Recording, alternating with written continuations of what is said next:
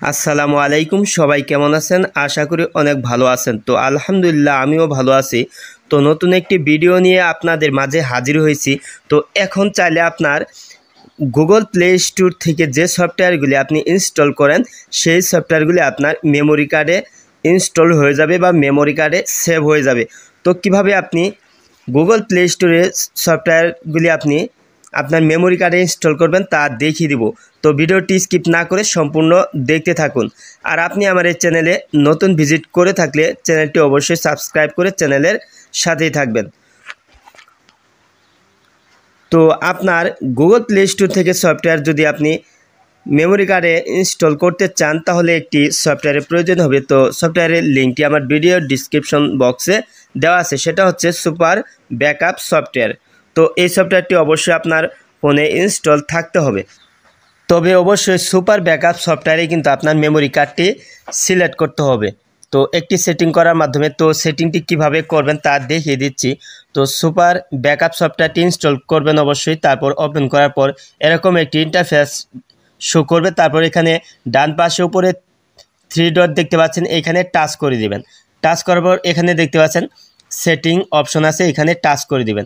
তারপর এখানে দেখতে পাচ্ছেন ব্যাকআপ পাথ, তো এটা টাচ করার পর এখানে আপনি দেখতে পাচ্ছেন এসডি কার্ড কিন্তু আমি সিলেক্ট করেছি। তো এখানে আছে ফোল্ডার SMS কন্ট্যাক্ট ব্যাকআপ, এই ফোল্ডারে কিন্তু সফটওয়্যারগুলি সেভ হয়ে থাকবে।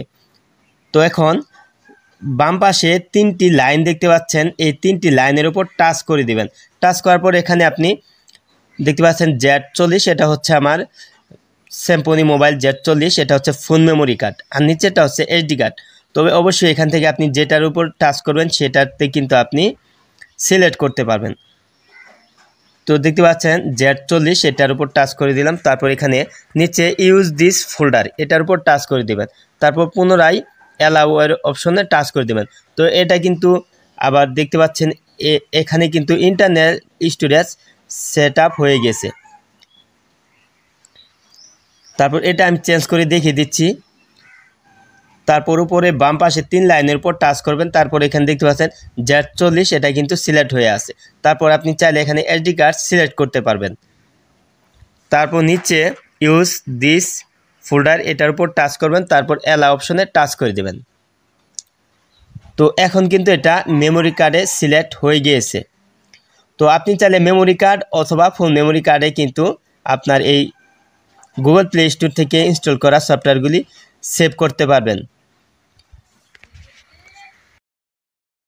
তো এখন আমি গুগল প্লে স্টোর থেকে একটি সফটওয়্যার আমি ইনস্টল করব, সেটার সাথে সাথে কিন্তু আমার মেমোরি কার্ডে সেভ হয়ে যাবে।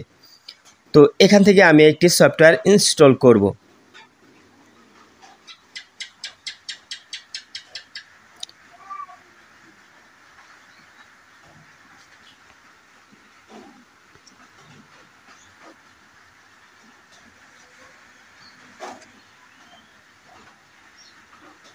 তো এখানে TTF BD ফন্ট, তো এই ছোট্ট একটি সফটওয়্যার আমি ইনস্টল করব।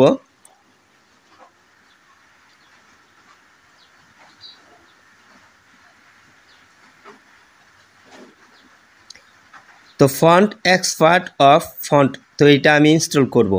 তো ইনস্টল।